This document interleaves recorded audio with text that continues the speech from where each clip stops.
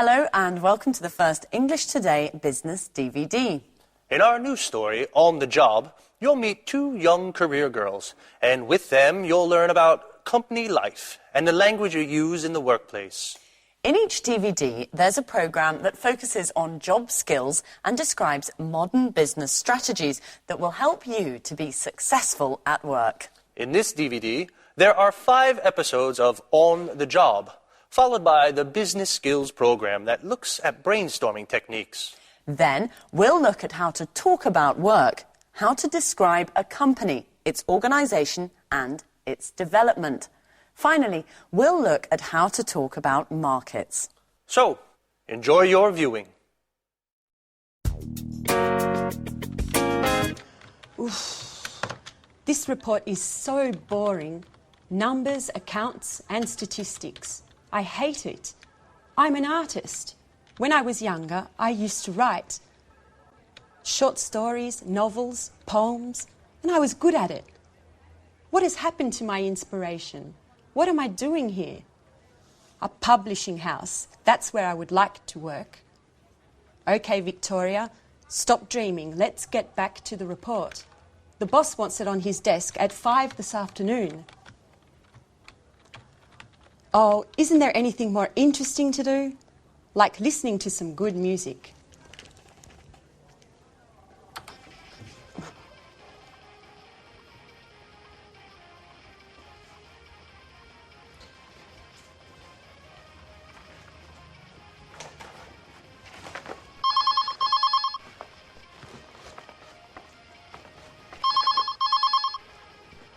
Telephone. Oh, the phone. Hello, this is Victoria Lee.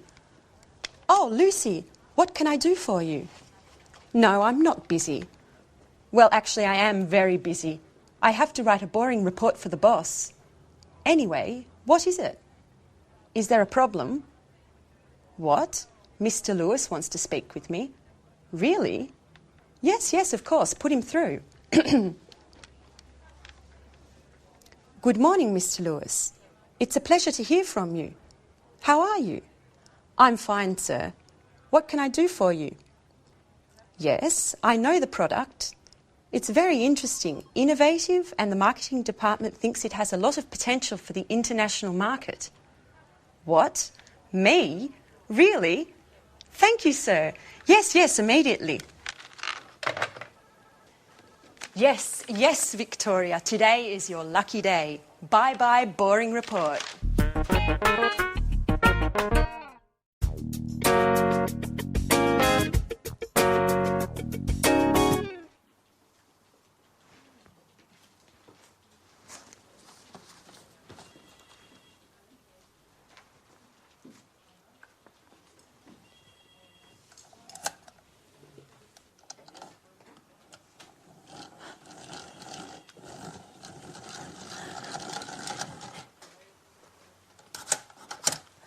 So, you are Anne Baxter.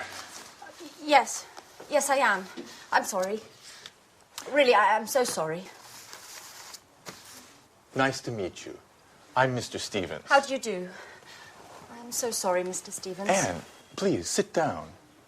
It's all right. How are you today? I'm a little nervous. And this isn't a good start. That's all right. Well, Anne, where are you from? I'm English. I'm from Oxford. Great. A true Brit. Can you speak any other languages? French, German, Spanish? I can speak French, a little Spanish, and a few words of Italian. My sister is in Rome studying history of art at university. Okay. Very interesting.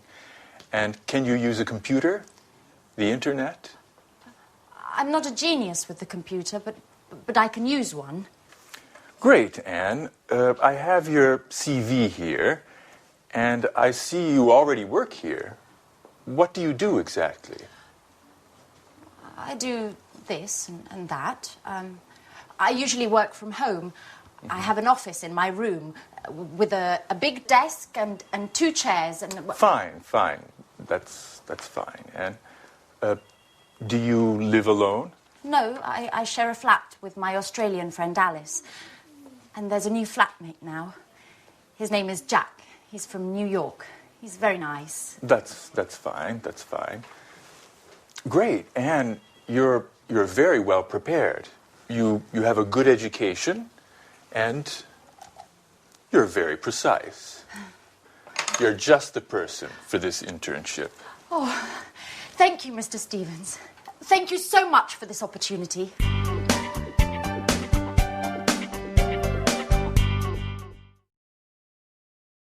Good. Now, let's see if you know the names of jobs and professions. I will mime a job and a profession. You try and guess what it is. All right? Number one. What's this? What's my job? Ladies and gentlemen, what would you like to eat this evening? What am I? A waiter. Exactly, a waiter. Now, this one, what's my job?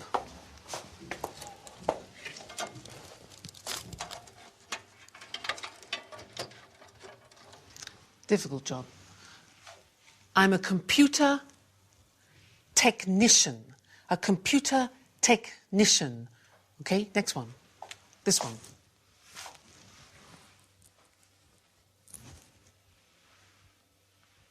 What's my job? I'm a? No, I'm not a policeman. I'm a policeman. A policeman. Be careful of the pronunciation. Next. What's my job?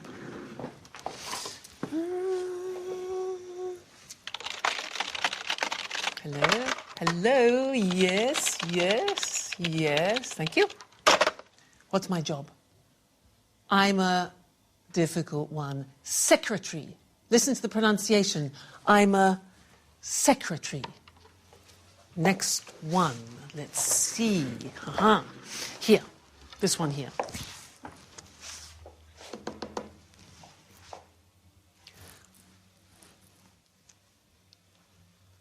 What's my job?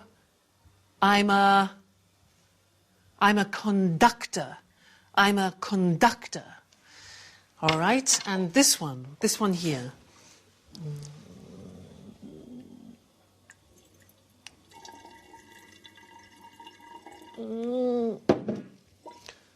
I'm a scientist. Again, a difficult pronunciation. Scientist. This one here.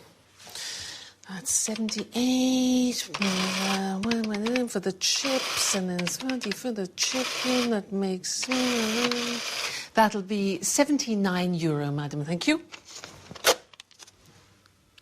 I'm a cash assistant. A cash assistant. All right. Next one. This one here. Follow me. You see this beautiful monument that we have in the city of Florence is the Duomo. What's my job? I'm a tourist guide. Listen to the pronunciation. I'm a tourist guide. This one, this is difficult. Ladies and gentlemen of the jury, I believe that this man is innocent.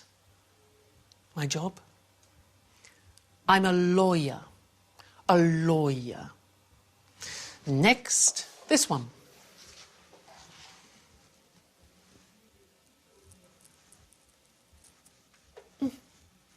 I'm a painter. A painter. Good. And the last one. What do you think this is?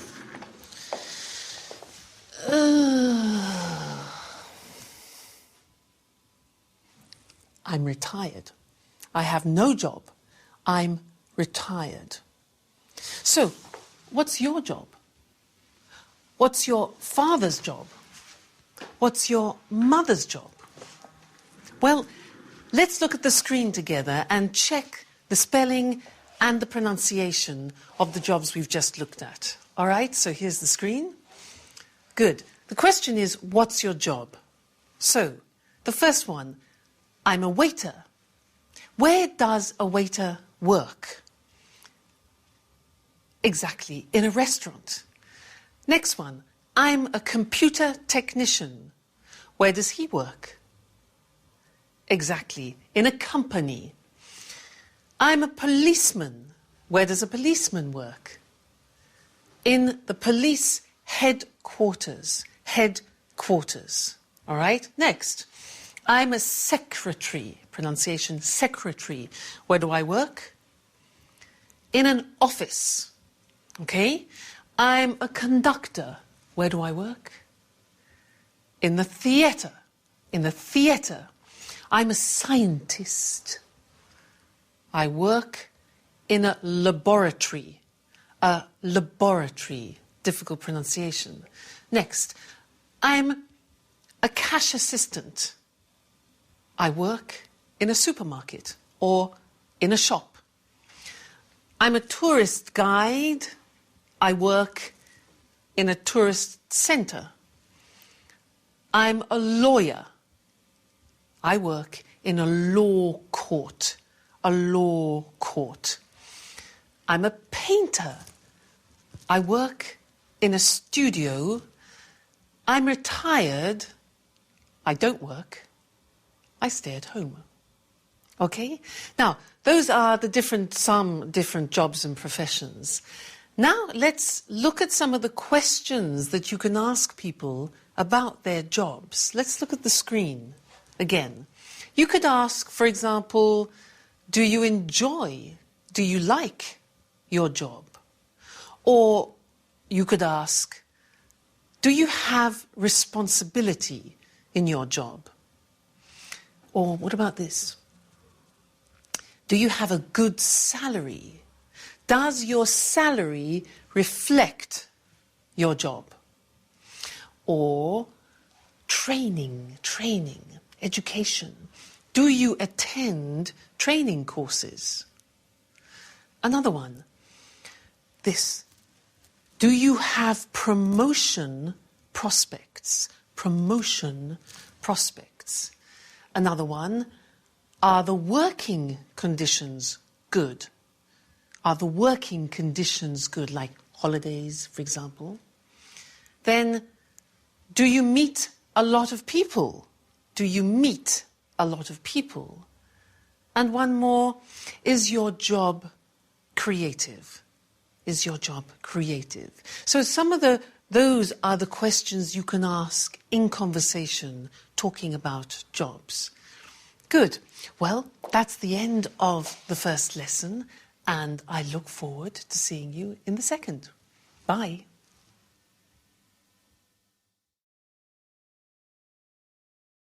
Hello, and welcome to Business Talk, the program dedicated to talking about business skills and techniques.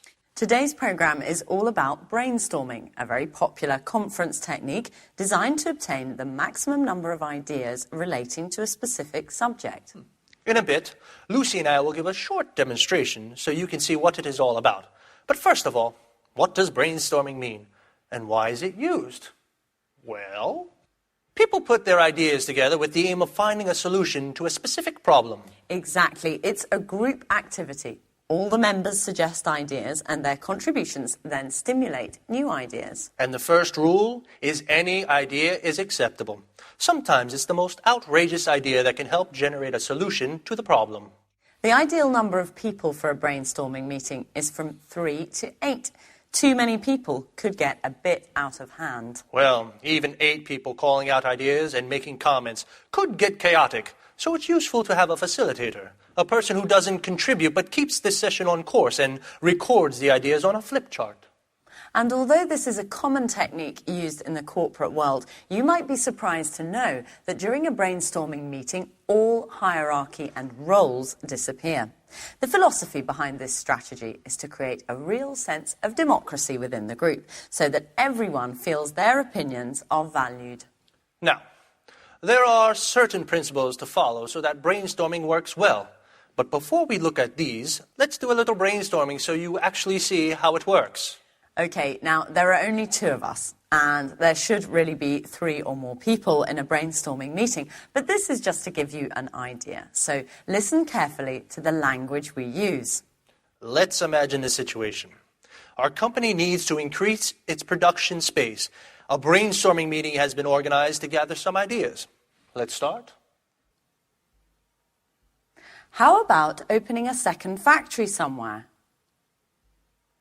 What if we close this factory and open a larger factory out of town? Let's explore the possibility of opening a larger factory for production and keep this space to make the shop bigger. Perhaps we could rent the building next to the factory. Why don't we look into renting part of the building next door? What about sharing a production space with another company? Couldn't we examine the possibility of building a third floor? Let's try to reorganize the space we have. What if we organise 4 shifts a day instead of 3? We could relocate our administrative staff and keep production here. How about keeping the production here and renting some office space for the administrative staff? Would we be able to reorganize the shop floor space? Why don't we try moving all the production to China? We could move part of the production to China. What about closing part of the production line? Couldn't we rethink the production line? How about keeping the production of smaller items here and moving the production of larger items to China? OK, we're going to stop here because we're running out of time, but this process could go on for much longer until enough ideas have been collected. At this point, a short list is made of the best ideas so that they can be carefully evaluated by considering how each one would work in practice. So the aim is to conclude the brainstorming session with 1 or 2 good ideas that can be put into action and hopefully solve the problem. Did you notice how we didn't stop to judge or analyze the ideas as they came up? Well, that's because if each idea were to be discussed during the actual brainstorming, the ball would never get rolling and too much time would be wasted. Another thing you may have noticed is that Lucy came up with an idea that had nothing to do with increasing the production space. She suggested working 4 shifts instead of 3, which wouldn't solve the problem of space at all. Yes, remember, all ideas are accepted during the brainstorming process because although an idea may seem silly, it might instigate other ideas that could instead give rise to a solution. Yes, actually, you suggested something interesting after the apparently irrelevant idea I had.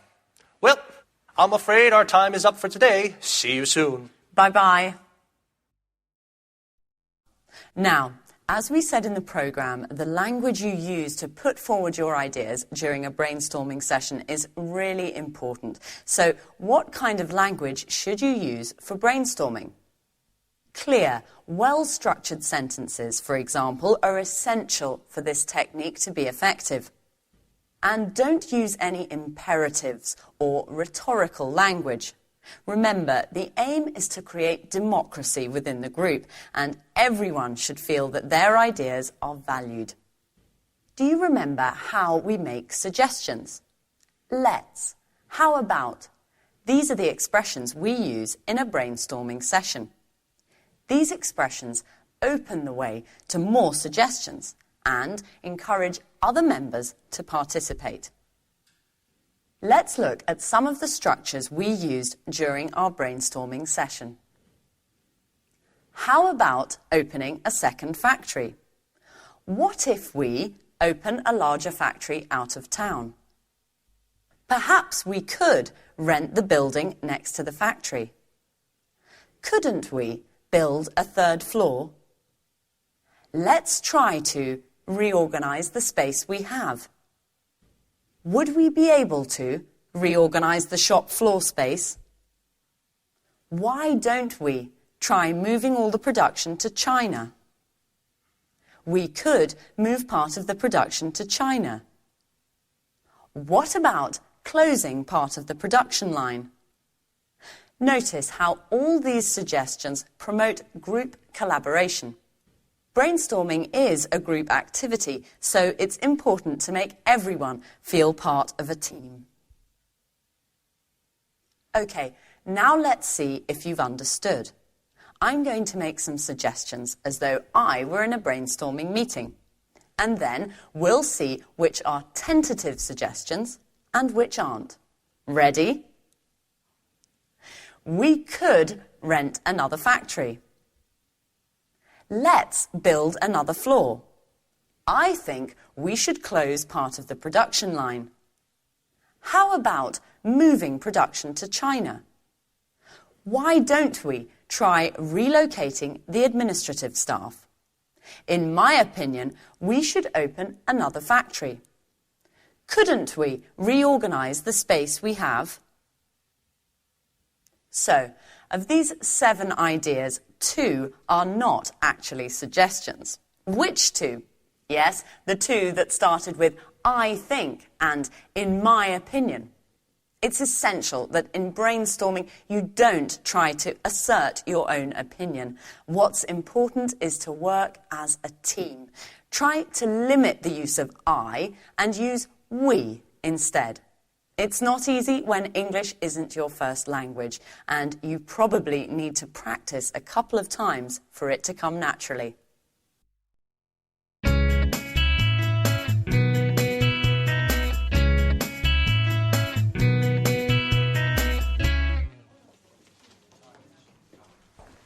Right this way.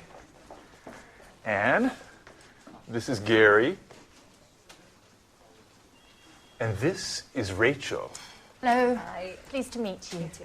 Rachel is a very important team member at our publishing house. She knows everything about the company. Thanks. She was our first employee in 1985. 1985. And she can answer any questions you may have. Okay, Anne, you're in good hands. Have a productive day. Oh, all right, Anne. Are you ready? Well, Mr. Stevens founded this publishing house in 1985. Oh, just a moment.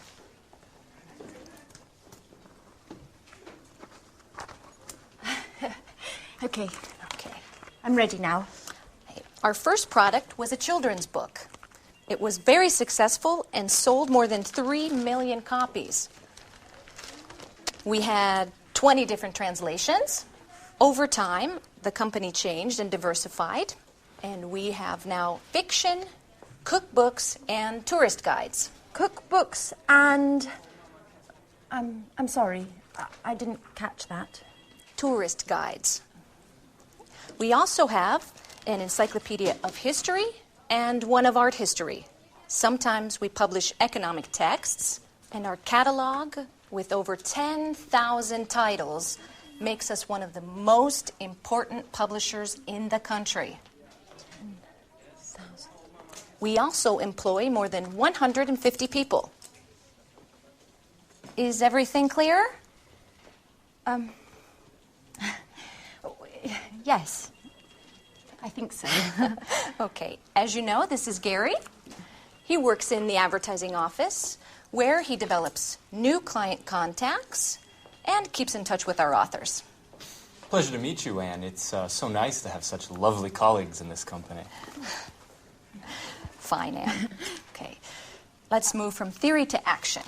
Okay. This is your desk. Here's your computer. Mm-hmm.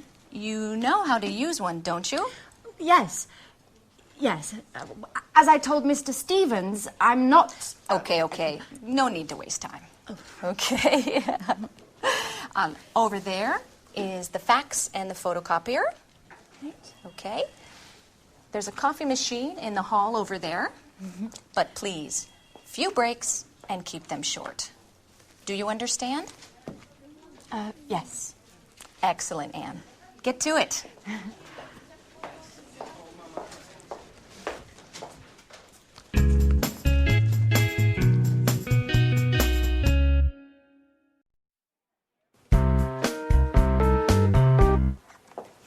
Oh, good morning, Mr. Chang. Excuse me, I was just rearranging my office. Take a seat, please. Thank you. It looks very nice here. Thank you. Well, before we begin to talk about our new product, I would like to give you some information about our company. Speedmaster Spectre is a multinational company which specialises in well-designed, high-tech sporting goods. Founded in Los Angeles in 1995, we now have 15 branches worldwide. That's very interesting, Mrs. Lee. How much is your company's revenue? Over the past few years, Speedmaster Spectre's revenue has grown impressively. Today we have a turnover of more than 60 million euros of revenue. Our revenues abroad amount to more than 50% of that total. Very impressive.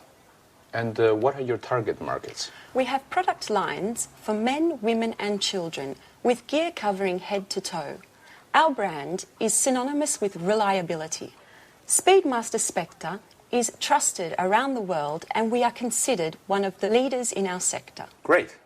So, what can you tell me about this new product? This is a revolutionary new tennis shoe.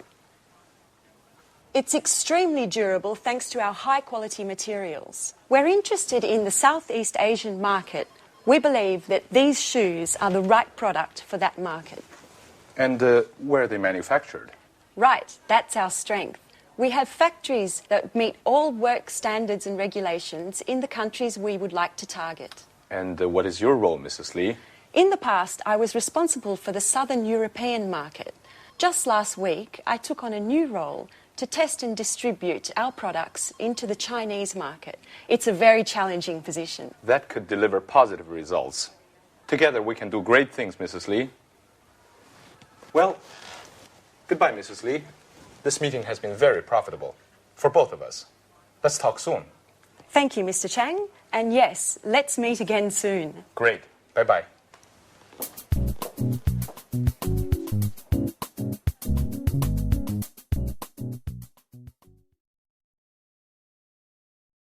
Now, we just saw Victoria doing a presentation of her company, Spectre, and I would like to look at the questions that we usually ask about companies. Let's look at those together on the screen.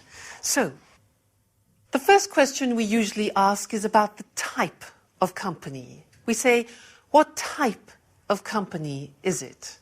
For example, a multinational, a private, a public, a family company. Another question we often ask is about the main or the principal activity. So the question would be, what does the company do, or what is its main activity? For example, manufacturing or engineering or production. Another question is about the employees. Look at the pronunciation of that. Employees, that's the name for the people that work in a company. So the question could be, how many employees are there? Another question we often ask is about subsidiaries or branches, which are small companies directly linked to the main company. And the question could be, does it have any branches? Does it have any subsidiaries? Another question important for us is the location. Where is the company located, or where is the company situated? And then we need to know about the products, the number of products, for example. So we could say, how many products does the company have, or does it have a large product range? And then the last thing, which is very important, is the money. And when we talk about the sales, the profit, etc., we talk about turnover or revenue. And the question is, what is the annual turnover or revenue of the company? Okay, so those are typical questions. Now, let's look at some answers. In order to do this, I want to compare Spectre, which Victoria works for, and then I want to look at the company that my brother owns, because my brother has his own company. He's the owner-manager of the company. He's the director. But it's very different to Spectre. So let's look at the difference between them, and let's look at the screen.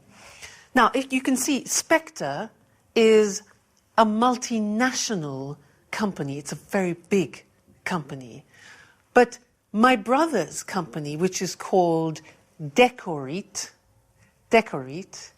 is a small family company. Now, Spectre specializes in sports goods, especially these high-tech shoes. But my brother's company, Decorate, produces kitchenware, objects like this. Kitchenware, things for the kitchen. The employees. Now, in Spectre, they have 1,500 employees. It's a big company. But in my brother's company, there are only 37 employees. Then the branches. Well, Spectre is a multinational. It has 15 branches and factories abroad. But my brother has only one head office. What about the location? Well, Spectre is located in America, in Los Angeles, but my brother's company is located in Manchester, in England. Then, the product range, well, Spectre, this company has many products. It has 140 products. But my brother's company only has 20 so far. Then, let's think of the turnover. Well, Spectre has a turnover of 60 million euro. My brother has a turnover at the moment of 750,000. But that's not bad. So that's the language that we use when we're talking about companies in general. So next time, in the third lesson, we'll talk about something new. And I'll see you then. Bye.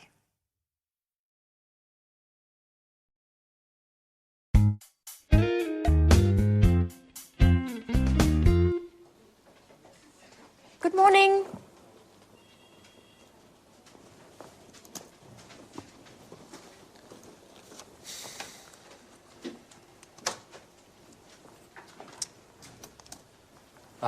So, are you ready? Yes, quite ready. Okay, then let's begin.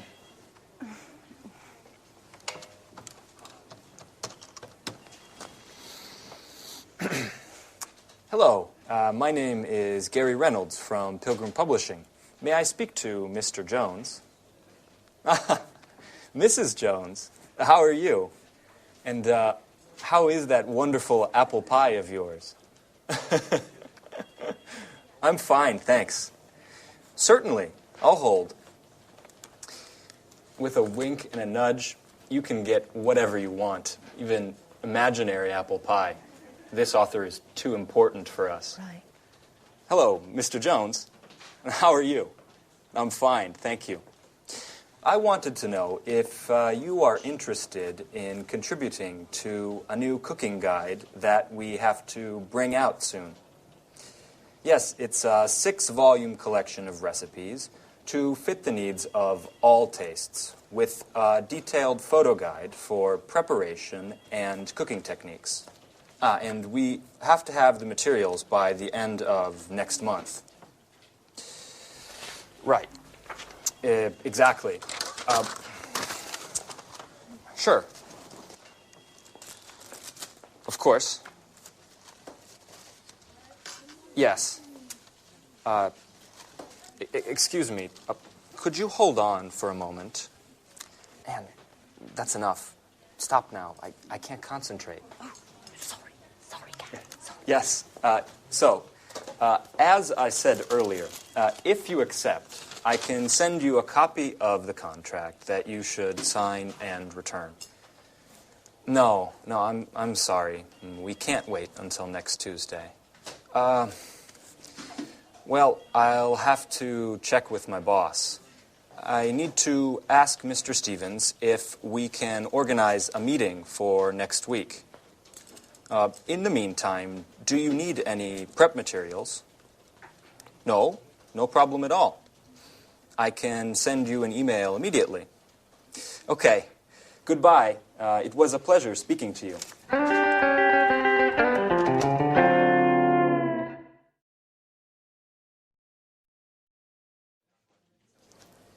Do you always have to take notes?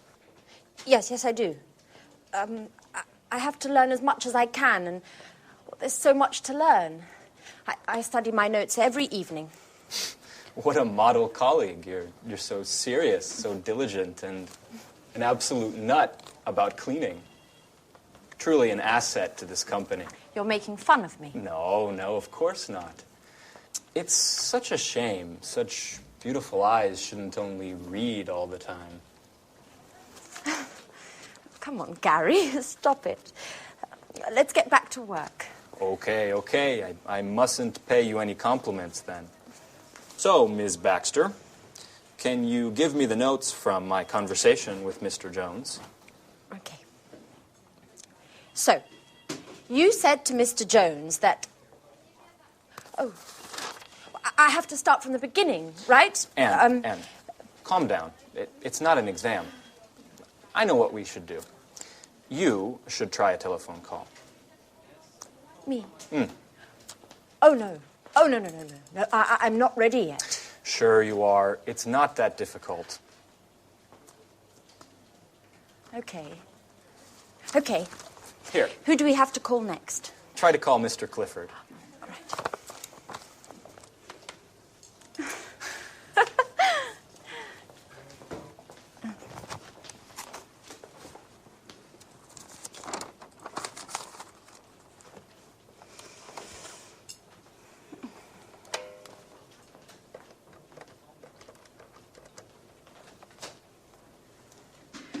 Hello, this is Anne Baxter from Pilgrim Publishing. Please may I speak to Mr. Clifford? Oh, I see. All right, thank you very much. Right, goodbye. Well, what happened? Well, Come on, tell me. I dialed the wrong number.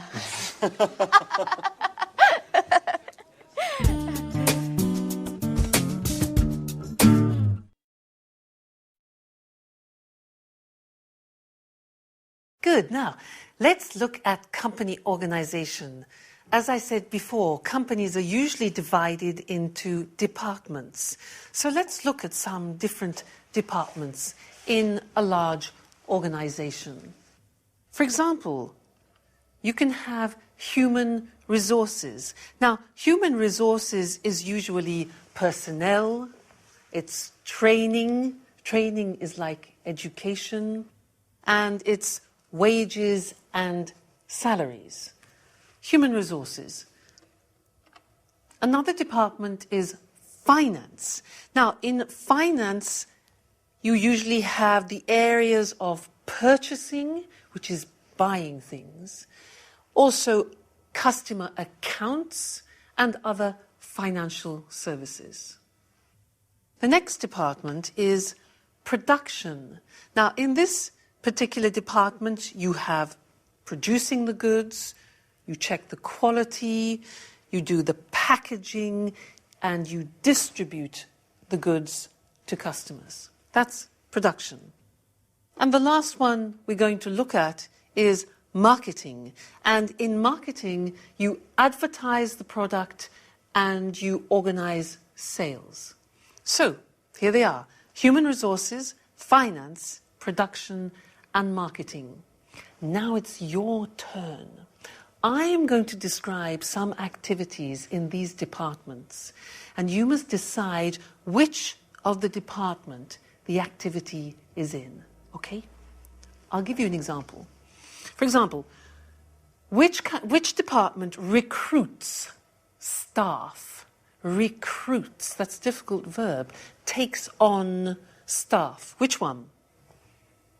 Human resources, finance, production, marketing.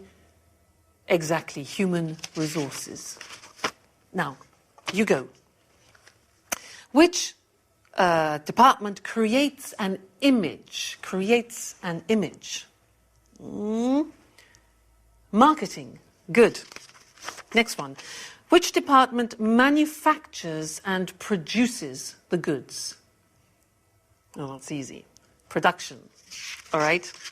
Next one.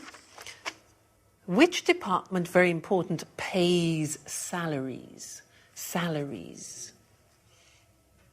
Human resources, exactly. Next one.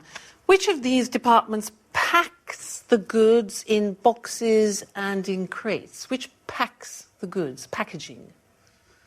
Marketing, no. Production, exactly. It's production. All right. Next one. Which of these prepares invoices? Now, do you know invoices? Invoices are like the bills that you send to customers or suppliers. Which one? That's a job for finance, exactly. Next one. Which department checks the quality of the goods? The quality? Marketing? No. Production, that's it. Good. Next one. Who trains the staff? Who teaches the staff? Who organizes courses? Yeah. Human resources, all right? Now, who dispatches the products? Dispatches, that sends the products. Which one? It is production, actually. It's production. This is easy. Which one designs an advertising campaign? An advertising campaign, obvious. Marketing. Okay. Who does the budget, taxes, and investment? Clear, yeah? That's finance. Finance department, taxes. Now, who purchases? That's a difficult verb. Who purchases? That means buys. Who purchases supplies? Who purchases things for the company? Which one do you think? Marketing, production, human resources? Well, actually, it's finance. Finance. They purchase. And the last one, who plans the method of sales, the method of selling it to the public? Human resources, finance, production, marketing? Marketing. Fantastic. So good. So there you have an idea of 4 of the most important departments that you find in large organizations. Well, that's all for now, and I look forward to seeing you in the next DVD for some more Business English. So goodbye for now.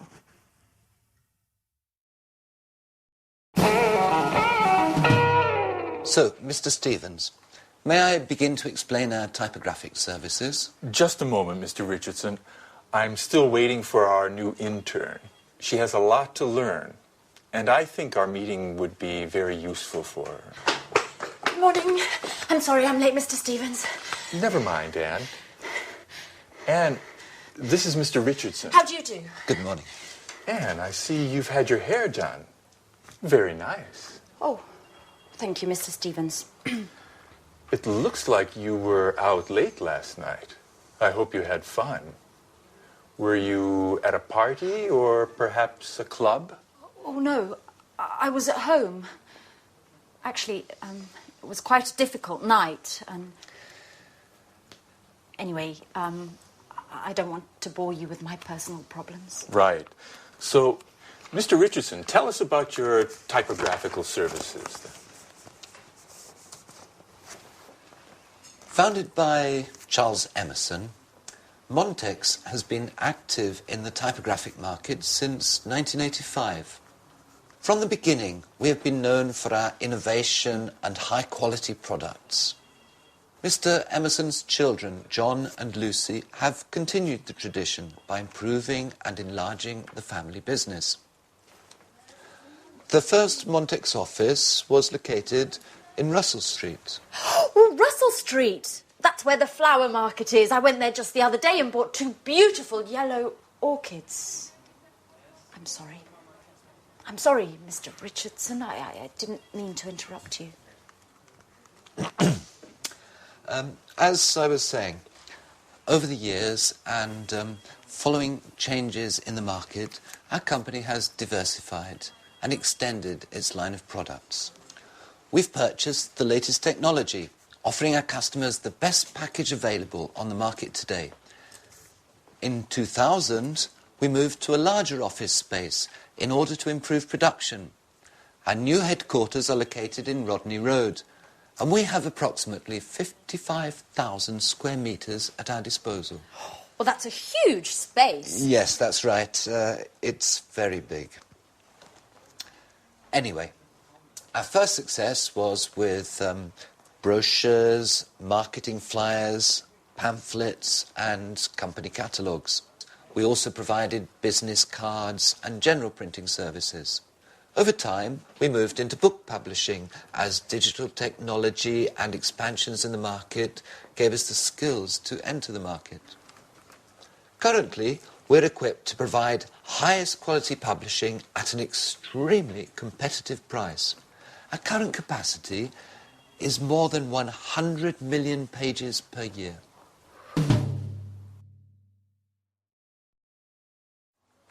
So, Anne, have you understood everything? Would you like to sum up what Mr. Richardson has said? Me? Yes. Could you? Oh, all right. I'll try. Established in 1985 by Charles Emerson, Montex has successfully grown and adapted to changing client needs. In 2000, the company transferred to Rodney Road, where, thanks to cutting-edge equipment capable of high volume, it has optimized its production and extended its offerings, specializing in the publishing sector. Currently, it provides top-quality printing at extremely attractive pricing.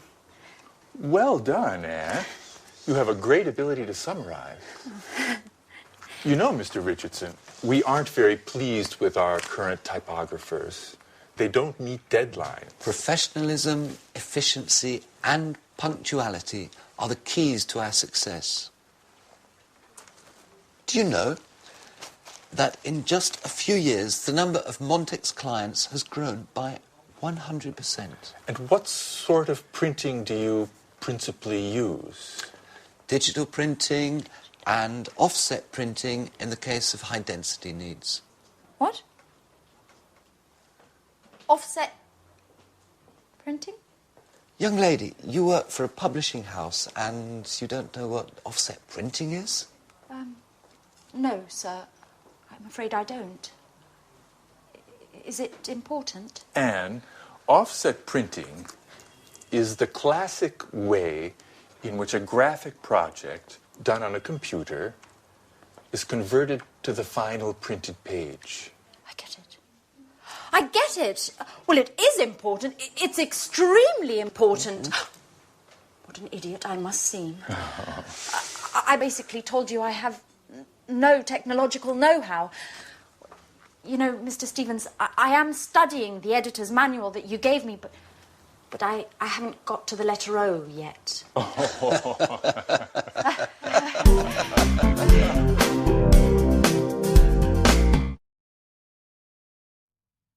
So in that scene, you saw Mr. Richardson talking about the history of his company. Now, to help you understand the language, I would like to talk to you about my brother, because he has a company of his own, which he opened in 1993. And it's really interesting, because one day when he was in a cafe with a friend of his, he had an idea. They were sitting at a table, and between them they had an object, something like this. It was transparent with petals inside it. And he thought, well, wouldn't it be fantastic if they could fix that idea? So what he did is he designed a prototype. This is the example. And he made the first prototype of plexiglass. And you can see inside there are real natural objects in the plexiglass. Then he did some market research to see if people would like objects like this. And he found some potential customers. So then he looked for some suppliers, people who would sell him the plexiglass. Then he needed the money. So he asked some banks for financial support, and he set up, or he established, a company. He formed a partnership with his friend, And then he invented a name. Now, the name of the company is Decorit. So it's decor, which is like decoration, eat, which is eat, Decorit. Then he rented an office, he hired a secretary for administration, and he launched the first product. Now, that was in 1993, and the company has now developed a lot. And let's look on the screen, because it's interesting.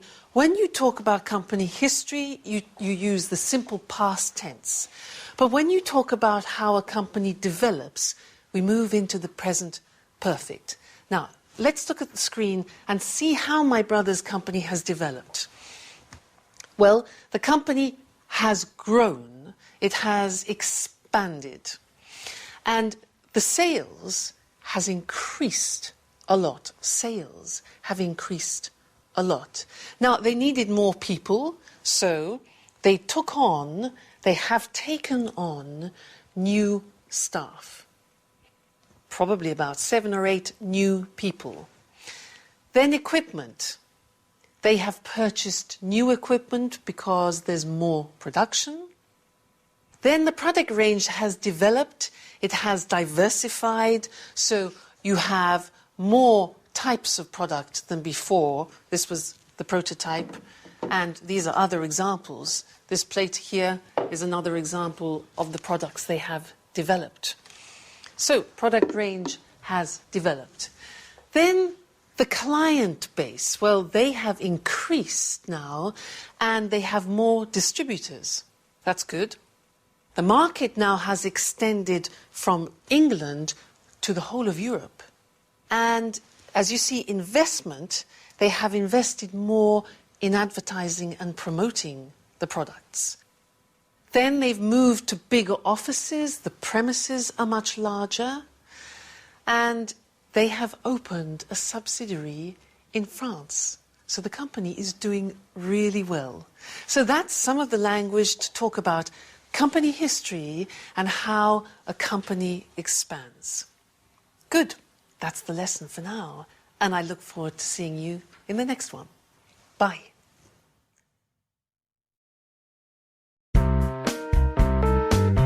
We're meeting here today to show Mr. Chang our new Smarty tennis shoes.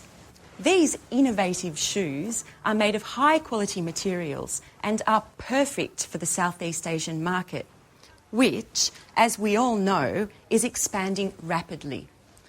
We're especially interested in the Chinese market, which is growing at a pace much faster than the rest of the world. Excuse me for a moment. Henry? Hi. I'm sorry, but I'm in a meeting right now. Let's talk later, okay? All right, tell me, but hurry up. No, Henry, I never told John he could watch TV all day. He must have misunderstood. All I said was that he can watch all the TV he wants, but only after doing his homework. This really isn't the right moment, Henry. I'm sorry. Can we continue this conversation later on this evening? Pardon the interruption. Now, as I was saying... Excuse me, Victoria, but do you think this is the right product for the Chinese market? I think that before we export Smart in the Southeast Asian market, we need to take a close look at the local competition and the market's tasters in the sector. Excellent observation, Paul. We've actually already done market research, and as Mr. Chang can confirm, demand for sporting goods in China has grown by 50% over the past 10 years. Far Eastern consumers are increasingly interested in the latest fashion. They have become the most demanding consumers of fashion and quality in the world. Isn't that right, Mr. Chang? Oh, yes. Your fashions have reached our shores. Fashion is law, especially for young consumers. In fact, purchases are driven more by trends than by the actual products. And what about the competition, Victoria? It's a well-known fact that labor costs are lower in China, and the shoes produced in China are much more cost-competitive than in Europe. Right again, Paul. However, our shoes are manufactured with high-quality materials, that target an upper-level segment of the market.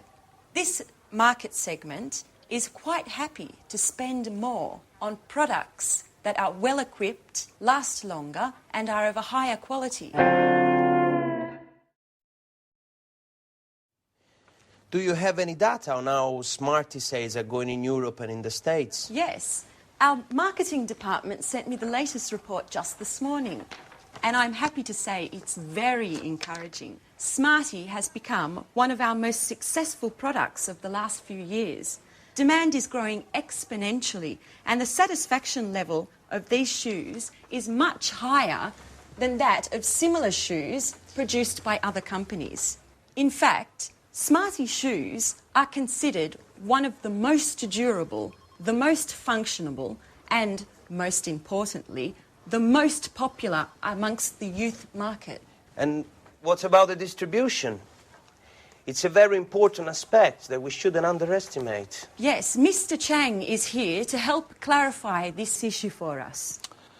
It is extremely important to have a detailed distribution and promotion plan. We've also got to create a reputable chain of agents to distribute our products over the widest possible area. This, in turn, will help us make importation easier and reduce taxes for entry into the Chinese market. Look, I'm very happy to provide you with any information you may need, as well as contacts inside the Ministry of Industry and the Chamber of Commerce. But, of course, success depends on your goals, your strategy, and the type of financing plan you're willing to provide. And besides that... Oh, excuse me yet again. John, what do you want? I told Dad I'm in an important meeting. No, John, I didn't say that. First do your homework, and then you can watch TV, okay? And listen to me. I don't care if your friends aren't studying today just because it's a holiday tomorrow. Do you understand? Tomorrow we're going to see your grandparents, so you have to study today. That's enough of this story, John. No, that's not true. I'm a good mother, and I love you. But it doesn't mean I don't have the right to tell you what to do. Listen, I don't want to talk about this anymore. Goodbye. Pardon me, just a little domestic problem. Oh, yes, Mrs. Lee. We all know that kids cause more problems than work. You're right, Mr. Chang. Kids, anyone who understands them is a genius.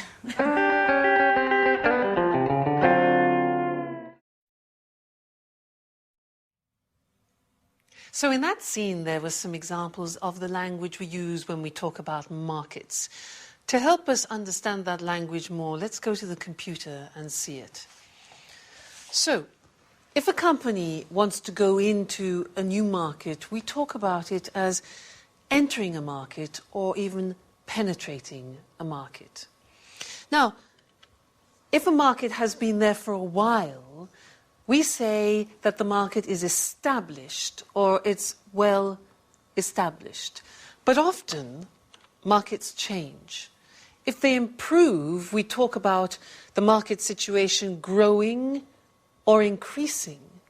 But if the opposite happens, we say that the market shrinks. It's shrinking or it's decreasing. However, if we find a change which is uneven, we say that the market is fluctuating, that it's changing. Or, if there is no change, we talk about the market as being stable. If the market is full and there is no more room to promote or sell your product as a company, we say that the market is saturated. So those are the typical words that we use when we describe markets. Now, also in the scene that we saw with Victoria, they talked a lot about China and Europe, the difference between the two areas. Now, China is an important country which is coming up. And what I'd like to do now is to revise the comparatives and superlatives, in particular the comparatives, and look at the difference between those two markets, Europe and China. Let's look at the screen to help us. here. Now, if we think about market growth, in general, market growth in China at the moment is faster. In Europe, it's slower. Labor costs. Labor costs, what's that? That is the cost of people working. Well, in China, as we know, the labor costs are definitely lower. In Europe, they're higher. What about market demand? Well, at the moment, the demand for new products and services in China is much greater than in Europe. In Europe, it's less. Production costs, another thing, well, it's cheaper to produce in China also because labor costs are lower. In Europe, it's more expensive. So many companies are moving to China for that reason. How about production time? Well, usually it's much shorter. It takes less time to produce in China than it does in Europe, where it's longer. But what about high tech? Well, usually high tech in China is less advanced than it is in Europe. Europe is still more advanced. That might change, though. And then design. Well, I would say that in China the situation is more traditional, whereas in Europe we are still more innovative. We're more innovative. So that's an example of how you can compare different world markets. Great. Well, thank you, and I'll see you in the next lesson for something new. Bye.